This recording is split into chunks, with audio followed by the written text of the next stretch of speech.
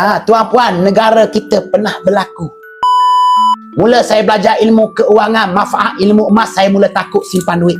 Sebab apa? Sebab duit kita ni tuan-puan dicetak tanpa bersandarkan dengan emas sejak 15 Ogos 1971. Ianya boleh dicetak sesuka hati mana-mana pihak yang tidak bertanggungjawab. Mula saya belajar ilmu emas, manfaat ilmu emas, saya sedar duit ni tak mampu kekalkan kuasa beli. Jaminan daripada pakar-pakar keuangan, nilainya akan kembali.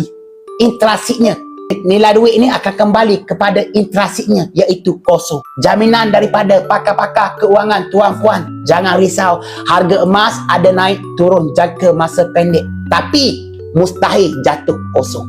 Emas tak boleh dicipta, tak boleh dimusnahkan. Jadi jaminan daripada pakar-pakar keuangan, nilainya mustahil jatuh kosong. Tuan-puan, negara kita pernah berlaku. Duit kertas kita ni tak laku. Pernah berlaku 2 kali setahu saya lah. Pertama pada zaman pemerintahan Jepun. Duit tu ada lambang pisang. Apabila kan Jepun meninggalkan negara kita, duit ada lambang pisang tu hanya layak menjadi bahan bakar sahaja. Itu pertama. Kedua, tuan-puan, berlaku banjir besar dekat Kelantan. Warga Rata Panjang kan, warga Rata Panjang lari dekat Golok, Thailand. Mereka nak dapatkan barang-barang keperluan, nak guna duit kertas kita ni. Tapi warga Thailand tak terima duit kertas kita ni. Jadi warga Rata Panjang terpaksa jual emas mereka untuk dapatkan barang-barang keperluan. Itu tuan-puan baru berlaku bencana alam, bukan peperangan. Jadi tuan-puan, walaupun kita banyak duit, berguni-guni lah duit kita, kaya sangatlah kita, tetap kena ada simpanan emas. Sebab emas disifatkan insuran kepada apa yang kita ada. Kalau kita tak ada aset emas ni, ibarat kita naik kapal besar, tak ada buk-buk kecil, tak ada pelapung. Sebab tu saranan saya, tuan-puan, walaupun kita ni banyak duit, buatlah sedikit sebanyak tabungan emas.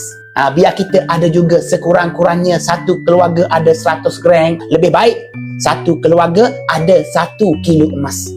Tuan-puan, untuk kita dapat keuntungan dengan lebih cepat, kalau boleh jangan beli. Jangan buat simpanan emas 916 ni. Jangan. Ni spread jualan balik tinggi, 15 hingga 45%. Tak salah.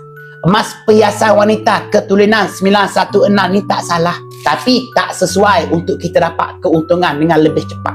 Boleh simpan emas 916 ni, tapi keuntungannya lambat. 5, 6 tahun, 7 tahun ke atas baru kita dapat keuntungan. Untuk lawa-lawa tak salah, untuk beli untuk hadiah kepada isteri, anak-anak perempuan tak salah, tapi sesuainya kepada perhiasan.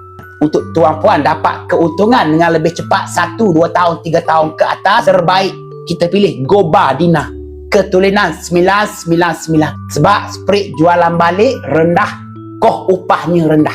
Tuan-puan, item 5 gram saya ni kan, koh upah buat hanya RM10 sahaja ni. Murah sangat-sangat. Sebab tu kita dapat keuntungan dengan lebih cepat pasti. Jadi tuan-puan, nak dapat keuntungan dengan lebih cepat, jangan beli emas 916 perhiasan wanita. Jangan. Kita pilih Goba ataupun Dina. Ni suka-suka je saya beli ni.